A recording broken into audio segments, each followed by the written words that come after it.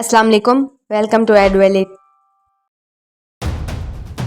Green Falls by M A Rahat, episode 5۔ آئیے عزیزی آئیے، ہمارے لیے تردو نہ کیجیے گا، درویشوں کی دعا سے جلدی کیجیے۔ ہم نے صرف آپ کی خوشی پوری کرنے کے لیے ابھی تک پان نہیں کھایا ہے، صوفی نے کہا اور جوتے اتار کر اکھاڑے میں اتر گیا۔ کرنل رحیم شاہ ارے ارے ہی کرتا رہ گیا تھا۔ لڑکے لڑکیاں کہکے لگا رہے تھے۔ اس وقت دو مدِ مقابل تھے جو بڑے عجیب و غریب نظر آ رہے تھے۔ رحیم شاہ عجیب سے انداز میں ان دونوں کو ہی دیکھ رہا تھا۔ ایک بنائے ہوئے بہترین صحت مند جسم کا مالک جس کے بدن کی بوٹی بوٹی پھڑک رہی تھی، اور دوسرا ایک عجیب و غریب خلائی مخلوق شیروانی اور ڈھیلے پاجامے میں۔ ہوا ذرا تیز چل رہی تھی اور ڈھیلا پاجامہ پھڑ پھڑا رہا تھا۔ بہرحال صوفی نے اجاز کو اشارہ کرتے ہوئے کہا، آئیے آئیے، حملہ فرمائیے درویشوں کی دعا سے، اور اجاز نے بڑک کر صوفی سے لپٹ جانے کی کوشش کی۔ صوفی نے اپنے بدن کو لچکایا اور اجاز کی پتلی اور چیتے جیسی کمر پر دونوں ہاتھ رکھے، اور پھر اسے اٹھا کر اپنے اوپر سے دوسری جانب اچھال دیا۔ چونکہ یہ مدافعت غیر متوقع تھی، چنانچہ اجاز اپنے پیروں پر کھڑا نہ رہ سکا اور زمین پر گر پڑا، لیکن اس نے اٹھنے میں پھرتی دکھائی تھی، اور پھر پلٹ کر اس نے صوفی کے پیروں پر ڈولتی مارنے کی کوشش کی، لیکن صوفی اچھل کر اس کے سرہانے پہنچ گیا۔ اجاز نے الٹی کلا بازی کھائی اور ہاتھوں کو زمین پر ٹکا کر ایک بار پھر صوفی کے سینے پر ڈولتی جارنا چاہی، لیکن صوفی بڑے اطمینان سے کوئی 1 فٹ ادھر ہٹ گیا تھا، جیسے کوئی مشین چلتے چلتے رک گئی ہو۔ فضا میں ایک عجیب سی کیفیت طاری ہو گئی تھی۔ کرنل رحیم شاہ کی آنکھوں میں دلچسپی کی چمک ابھر آئی تھی۔ اجاز شدید غصے کے عالم میں پھر کھڑا ہو گیا۔ وہی بات ہوئی تھی، جوش و جذبات میں جذبات پر قابو نہیں پا سکا تھا۔ ایک بار پھر صوفی سے لپٹنے کی کوشش کی، لیکن اس بار صوفی نے اس کے پیروں پر ٹنگڑی ماری اور وہ دب سے زمین پر جا گرا۔ صوفی نے اس کے دونوں ہاتھ پیچھے سے پکڑے اور اس کے بعد اس کی کمر پر بیٹھ گیا۔ کوڑا جمالی شاہی پیچھے دیکھو مار کھائی، کوڑا جمالی شاہی پیچھے دیکھو مار کھائی، صوفی گنگنانے لگا، اور ایک دم پھر کہکوں کی مشین سٹارٹ ہو گئی۔ لیکن صرف ایک لمحے کے لیے وہ دیکھ رہے تھے کہ صوفی سے کوئی 4 گنا نظر آنے والا اجاز اکھاڑے کی مٹی میں پاؤں جما کر صوفی کو خود سے اکھاڑنے کی کوشش میں مصروف تھا، لیکن صوفی نے اس کے دونوں ہاتھ پکڑ کر اپنے گھٹنوں پر رکھ لیے تھے، اور بدستور کوڑا جمال شاہی کی گردان کیے جا رہا تھا۔ وقتاً ہی کرنل رحیم شاہ کے حلق سے بھی کہکا آزاد ہو گیا، لیکن وہ بھی بس ایک لمحے کے لیے، اور اس کے بعد اس نے کہا، صوفی صاحب چھوڑ دیجئے اس نامعقول کو۔ صوفی پیچھے ہٹ گیا، لیکن اجاز اب اپنے آپ میں نہیں رہا تھا۔ جیسے ہی اسے صوفی کے بدن سے آزادی ملی، اس نے پھرتی سے بل کھا کر صوفی کے دونوں پاؤں پکڑ لیے اور ان پر اپنی پوری قوت آزمانے لگا۔ لیکن دیکھنے والوں نے یہ بھی دیکھا کہ صوفی ستون کی طرح اپنی جگہ پر جمع ہوا تھا، اور اس کے منہ سے آواز نکل رہی تھی، نہیں نہیں، کوئی بات نہیں ہے، آپ ہمارے بچے ہو، پاؤں پکڑ کر معافی مانگنے کی ضرورت نہیں ہے، اب ہم تمہیں کچھ کہہ تو نہیں رہے۔ اجاز اپنی تمام تر کوششیں کر کے ہار گیا، لیکن صوفی کو 1 انچ زمین سے نہیں ہلا سکا تھا۔ وقتاً ہی کرنل رحیم شاہ خود اکھاڑے میں اتر آیا اور ان دونوں کے قریب پہنچ گیا۔ اس نے اجاز کے کندھے پر ہاتھ مار کر کہا، اجاز بس پاؤں چھوڑ دو، اور خبردار اس کے بعد 1 انچ بھی ہلے۔ خبردار، جو میں کہہ رہا ہوں وہ بات سمجھ آ رہی ہے تمہارے؟ اجاز کو ہوش آ گیا تھا۔ کرنل اس وقت اپنی فوجی لہجے میں ہی بولا تھا، اور اس فوجی لہجے کے بارے میں گھر کا ایک ایک فرد جانتا تھا۔ اول تو کرنل رحیم شاہ کسی کو ایسے حکم نہیں دیتا تھا جو اس کے لیے ناقابل قبول ہو، لیکن جب حکم دیتا تھا اور اس کے حکم کی تکمیل نہیں ہوتی تھی تو وہ فوراً ہی حکم عدولی کرنے والے کو دشمن کا سپاہی سمجھ لیتا تھا، اور دشمن کے سپاہی کو صرف گولی سے اڑا دیا جاتا ہے۔ یہ بات سبھی کرنل کے بارے میں جانتے تھے، لیکن وہ اس کی عزت بھی کرتے تھے۔ جب وہ حکم دے رہا ہے تو اب کوئی کاوش بالکل بے مقصد ہے۔ اجاز پیچھے ہٹا اور پھر سیدھا کھڑا ہو گیا۔ کرنل نے اسے دیکھتے ہوئے کہا، شاباش، یہ تجربہ ہے اجاز بیٹے تمہاری زندگی کا، कभी किसी को देखकर कह के ना लगाओ और कभी किसी के बारे में गलत तसल्ली ना कर लो जब तक कि वो तुम्हारे तजर्बे में ना आ जाए। तुम क्या समझते हो सूफी साहब को मैं अपने साथ मजाक में ले आया हूँ?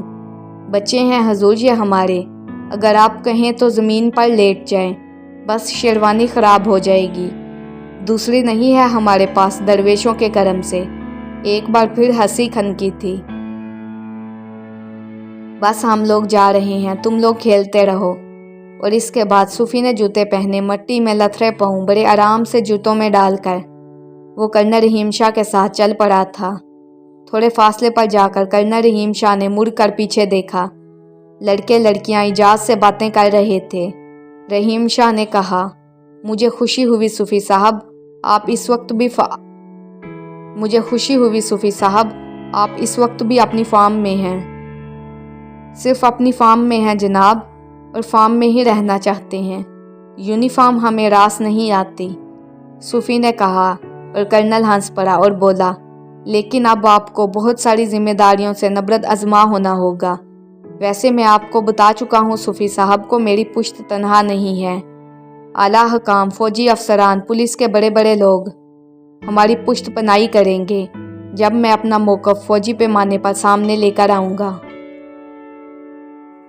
जैसा कि मैंने आपसे अर्ज़ किया, कुछ ऐसे अफराद मेरे इल्म में हैं जो वतन से मुखलिस हैं और वतन के मुफाद के लिए हर तरह की आसानियाँ देने पर उमादा होते हैं। ऐसी ही सूरत हाल इस वक्त भी है। बस अब हम यहाँ ज़्यादा वक्त ज़ाया नहीं करेंगे, बल्कि हमें चलना है। दारुल हुकूमत में कुछ तैयारियाँ करना होंगी। वहाँ जाकर हमें तमाम इंतज़ामात करने हैं और अपना हेड क्वार्टर कायम करना है। सूफी ने गर्दन झुका दी थी। बस इसके बाद वो कर्नल रहीम शाह के साथ दारुल हुकूमत आ गया था, लेकिन इसे अंदाज़ा नहीं था कि कर्नल इस कदर अखराजात करने के मूड में होगा। एक शानदार इमारत खरीदी गई जिसे हेड क्वार्टर बनाया गया था। इसके बाद इसी इमारत से मुल्हक एक और इमारत खरीदी गई जिसके बारे में ये प्रोग्राम बनाया गया था कि इसमें वो तमाम अफराद रहाइश अख्तियार करेंगे जो इस सिलसिले में काम करेंगे। इनमें पहला शख्स दिलावर था, जिसे इस शानदार इमारत में, जिसमें 24 कमरे थे, एक कमरे में मुंतकिल कर दिया गया। इसकी बीवी और इसका बच्चा भी वहीं आ गए थे और कर्नल की तजवीज़ करदा नाम ग्रीन फोर्स के पहले अफराद को यहाँ मुकीम करने की खुशी में एक बाकायदा तकरीब का इंतज़ाम किया गया था, जिसमें सिर्फ 3 अफराद शरीक थे, सूफी, कर्नल रहीम शाह और ख़ुद दिलावर। कर्नल रहीम शाह ने दिलावर को मुबारकबाद दी थी और कहा था कि ग्रीन फोर्स का नाम तजवीज़ किया गया है और वो ग्रीन फोर्स का पहला मेंबर है। दिलावर ने गर्दन खम कर दी थी और कहा था, जनाबे आली, बस आप ये समझ लीजिए कि आपका ग़ुलाम ज़िंदगी भर आपके अहकामात की तकमील करता रहेगा। बात इतनी नहीं है दिलावर, तुम्हें बाकायदा तरबियत दी जाएगी। जी, आप मुतमईन रहें। और अब सूफी साहब, हमें अपनी फ़ौज के मज़ीद मेंबरान को तलाश करना है। वैसे मैं ख़ास तौर से आपसे अपने ख़ानदान के 2 लड़कों की सिफारिश करूँगा, और ये लड़के आप यकीन करें कि मेरे और आपके मियार पर भरपूर तरीके से पूरे उतरेंगे। हमें इतराज़ नहीं होगा। पढ़े लिखे हैं, मेरी तालीमात से मुतासिर हैं। इनमें से एक का नाम आदिल है और दूसरा फ़िज़ान है। फ़िज़ान कंप्यूटर इंजीनियर है, आदिल डॉक्टर है, MBBS डॉक्टर, एक अस्पताल में जॉब कर रहा है। आप यूँ समझ लीजिए ये दोनों हमारे लिए बेहतरीन साबित होंगे। आप इन्हें अपनी पसंद के मुताबिक तरबियत दे लें। ये मुल्क में और बाहर के ममालिक में जाकर आपके अहकामात की तकमील करेंगे। सूफी ने कर्नल रहीम शाह की तरफ देखा तो कर्नल रहीम शाह ने कहा, हाँ, हम लोग महदूद नहीं रहेंगे सूफी साहब, हमें बहुत ही आला पैमाने पर काम करना होगा। क्या समझते हैं ये लोग अपने आप को?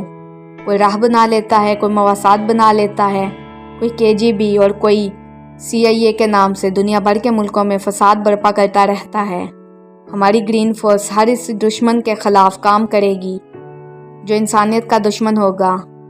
सूफी साहब, मैं नहीं जानता कि आपने दौरान मुलाजमत किस किस तरह काम किया है, लेकिन मैं आपको ये बताना चाहता हूँ कि अब ग्रीन फोर्स इंटरनेशनल होगी। और आप देख लीजिए, एक वक्त वो आएगा जब लोग ग्रीन फोर्स के नाम में, मेरा मतलब है दुनिया के इन तमाम बड़े बड़े ममालिक के लोग जो दुनिया को अपनी जागीर समझते हैं, ग्रीन फोर्स के नाम पर लरज़ जाया करेंगे। दरवेशों के करम से सूफी ने लुकमा दिया और कर्नल रहीम शाह ने कहा, बड़ा फैज़ होता है दरवेशों का, कोई मामूली बात नहीं है। बस यही चीज़ हमें आपकी ग़ुलामी कबूल करने पर मजबूर कर देती है। जो शख्स फैज़ान बुज़ुर्गान का कायल होता है, बुज़ुर्गों का फ़ायज़ इसे ज़रूर हासिल होता है इंशाअल्लाह। और फिर ग्रीन फोर्स के नए मेंबरान की तलाश शुरू हो गई। एक दिन कर्नल रहीम शाह और सूफी एक सुनसान रास्ते से गुजर रहे थे कि उन्होंने थोड़े फासले पर कुछ हंगामा आराई देखी और गाड़ी की रफ्तार सुस्त कर ली। वो देख रहे थे कि 4 अफराद जो एक पुरानी फोर्ड वैगन से नीचे उतरे थे, एक लड़की पर हमला आवर थे। ये लड़की बिकारन थी और पता नहीं क्यों इस सुनसान रास्ते से गुजर रही थी। नौजवान बिकारन को देखकर शायद इन बदमाश अनासिर की नीयत ख़राब हो गई थी, चनाचा वो इसे उठाकर वैगन में डालना चाहते थे, लेकिन कुछ ही लम्हों के बाद इन्हें मज़ा आ गया। लड़की मार्शल आर्ट का मुजाहरा कर रही थी और इन चारों की सीटी गुम हो गई थी। पहले तो उन्होंने लड़की को उठाकर वैगन में डालने की कोशिश की थी, लेकिन अब इसके बाद खुद वैगन तक पहुंचने की कोशिश कर रहे थे ताकि वहां से दौड़ लगा सकें, लेकिन ऐसा मुमकिन नहीं हो पा रहा था। जो ही कोई ज़मीन से उठता, लड़की की भरपूर लात इसके मुंह, सर, गर्दन या सीने पर पड़ती और वो कलाबाजी खा जाता। देखने में तो बिकारन लड़की चक्रों में लिपटी हुई थी, लेकिन इसका यह रंग बड़ा सनसनीखेज था। सूफी के मुंह से निकला, दरवेश रहम करें। सूफी साहब, मामूली बात नहीं है। ओहो देखिए, वो चारों लंबे हो गए हैं। हाँ, दरवेशों की मेहरबानी है। दफ्तर उन्होंने लड़की को स्टेशन वैगन की ड्राइविंग सीट की तरफ बढ़ते हुए देखा और इसके बाद एक लम्हे के अंदर अंदर स्टेशन वैगन स्टार्ट हुई और बल्क रफ्तारी से आगे बढ़ गई। सूफी ड्राइविंग सीट पर मौजूद था। कर्नल ने कहा, चलो इसका पीछा करो। कर्नल संजीदा लहजे में बोला और सूफी ने गाड़ी वैगन के पीछे लगा दी। माँ से भी यही पूछेगा हरामी, लड़की बोली। गाली मत बक, गाली मत बक, ऐसे ही पूछ लिया था। भीख मांगने को भी धंधा कह सकते हैं। बाप है तू मेरा, लड़की बोली। नहीं, क्यों? अपनी गाड़ी चला, पैसे ले चुका है, फालतू बक बक मत करो। बड़ी तीखी है भाई। ड्राइवर इससे ज़्यादा गालियां नहीं खाना चाहता था। इसके बाद इसने खामोशी ही अख्तियार की थी। टैक्सी मतलूबा जगह पहुंची तो लड़की नीचे उतरी और फिर इसने बिल की रकम ड्राइवर को दी और 5 रुपए ज़्यादा छोड़कर आगे बढ़ गई। ड्राइवर ने गाड़ी गेयर में डालकर कहा, तुझ जैसी बिकारन को तो वैसे ही 150 रुपए देते हुए किसी का दिल नहीं दुखता होगा। बेकारन ने हकारत बड़ी निगाह इस पर डाली। ड्राइवर ने गालियों से बचने के लिए जल्दी से टैक्सी आगे बढ़ा दी थी। सूफी ने भी गाड़ी रोक दी थी। कर्नल रहीम शाह ने कहा, कच्ची आबादी है सूफी साहब, गाड़ी नहीं जा सकती। आप ज़रा इसके पीछे चले चलिए। आपको हमारा सिलसिला नसब मालूम है मोहतरम उल मौज़म? जी, कर्नल रहीम शाह ने हैरत से कहा। किबला वाहला शाह नसीब वल्दली वल्द सैयद जलालुल हसीब खैतरानी जन्नत मकानी की तीसरी पीढ़ी के चश्मों चढ़ा गए दरवेशों की दुआ से। तो फिर हमसे ऐसे काम करा रहे हैं आप? कैसे काम? इस नौजवान बेकारन से आपको दिलचस्पी होगी, हमें नहीं है। और फिर चाहते क्या हैं आप दरवेशों के करम से? अम्मा के खिसक गए हो सूफी? जी कती नहीं, नजीबुल तरफैन है, बाफजल करीम ऐसे काम सर अंजाम नहीं देंगे। वो निकल जाएगी सूफी साहब, हमने तो भूल कर भी नहीं सोचा था। यार बेवकूफ़ी मत करो, क्या हो गया है तुम्हें? कर्नल परेशानी से बोला। अम्मा क्या खिसक गए हो सूफी? जी कती नहीं, नजीबुल तरफीन है और बाफजल करीम ऐसे। अम्मा क्या खिसक गए हो सूफी? जी कती नहीं, नजीबुल तरफीन है, बाफजल करीम ऐसे काम सर अंजाम नहीं देंगे। अम्मा क्या खिसक गए हो सूफी? जी कती नहीं, नजीबुल तरफीन है। अम्मा क्या खिसक गए हो सूफी?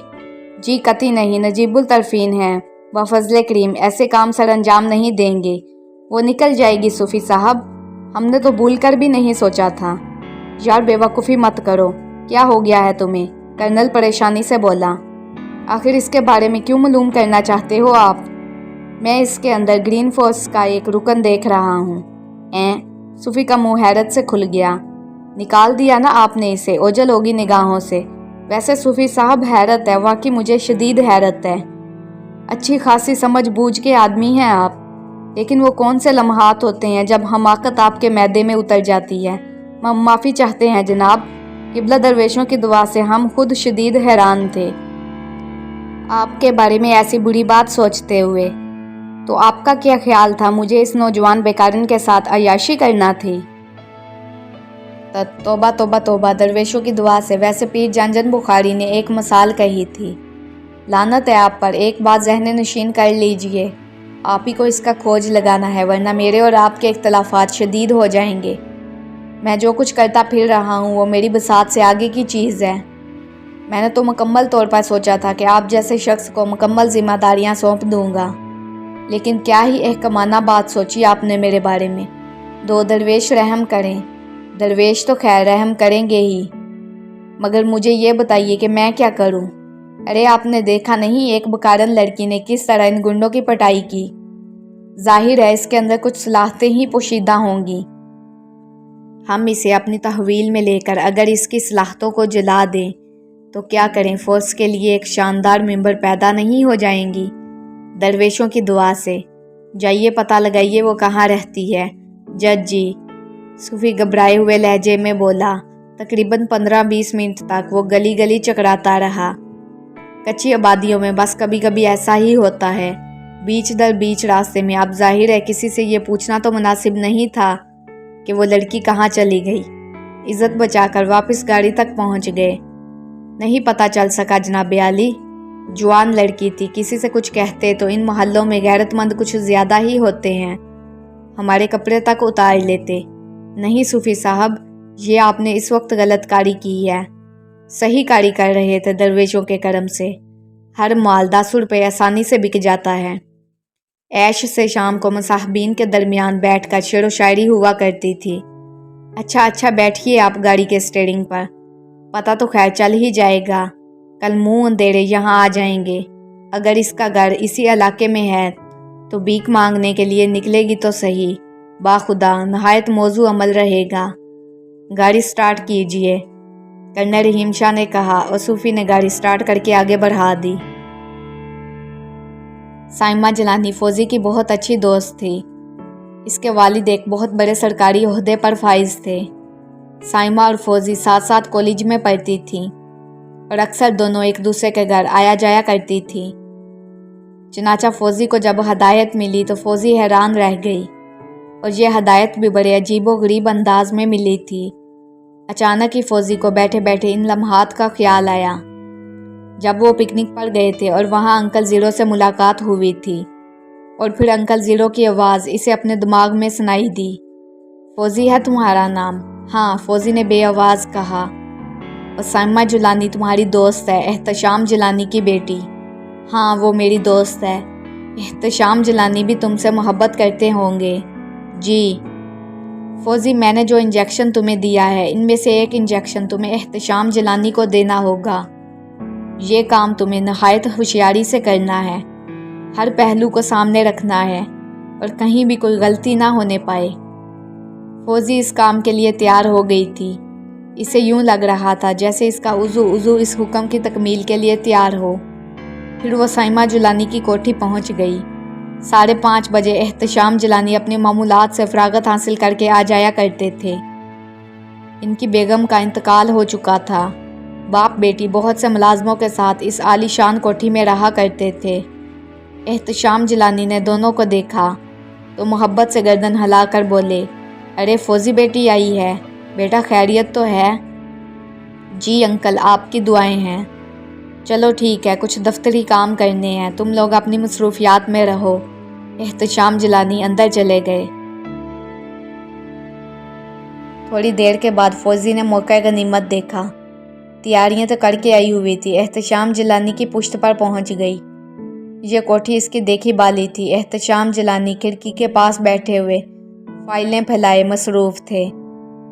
ग्राउंड फ्लोर पर इस ख्वाबगवाह के पिछले हिस्से में खासी जगह मौजूद थी।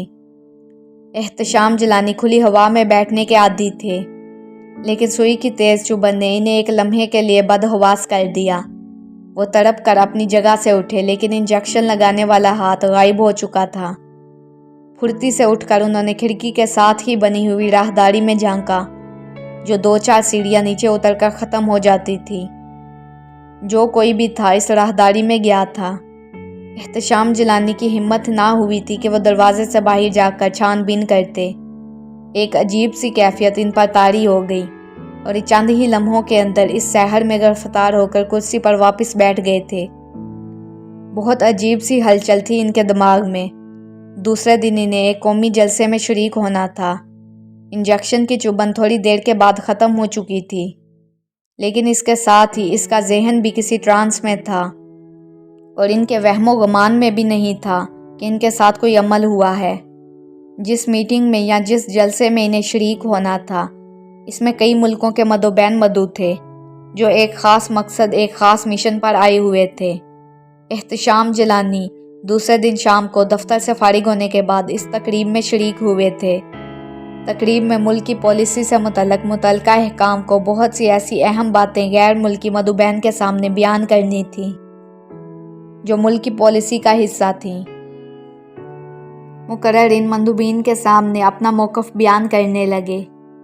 फिर एहतशाम जिलानी अपनी जगह खड़े हो गए और इनकी आवाज़ उभरी। तमाम गैर मुल्की मौजूदीन से माज़रत करते हुए मैं ये अर्ज़ करना चाहता हूँ कि अभी हमारे प्रोटोकॉल सेक्रेटरी ने हमारी जिस पॉलिसी का तज़किरा किया वो एक जाली पॉलिसी है। हमारी असल पॉलिसी इससे बिल्कुल मुख्तलिफ है और मैं आपको इसकी तफसील बताना चाहता हूँ। और इसके बाद एहतशाम जिलानी ने मुल्की राज खोलने शुरू कर दिए, वो राज जो मुल्कों की अमानत होते हैं और अमानतदारों को ज़िंदगी की कीमत पर इन्हें छुपाना होता है। वहाँ मौजूद तमाम अफराद शशदर रह गए थे। कुछ समझ में नहीं आ रहा था कि इन गैर मुल्की मदोबैन के सामने एहतशाम जिलानी के साथ क्या सलूक किया जाए। बहुत से सवालात एहतशाम जिलानी से किए गए और वो अपने मुल्क की खुफिया पॉलिसियों के बारे में बताते रहे। मीटिंग के मुकामी शिरका सर पकड़े बैठे हुए थे। बहरहाल मीटिंग बर्खास्त हो गई और इस दौरान मुतल्लिका अहकाम ने सिक्योरिटी अहकाम और आला अहदेदारों को एहतशाम जिलानी के बारे में रिपोर्ट कर दी थी। बाहर मिलिट्री इंटेलिजेंस के अफराद इनकी गिरफ्तारी के लिए मौजूद थे। एहतशाम जिलानी को गिरफ्तार कर लिया गया और आला अहकाम की हदायत पर इन्हें इंतहाई सख्त रवि के साथ मिलिट्री जेल पहुंचा दिया गया।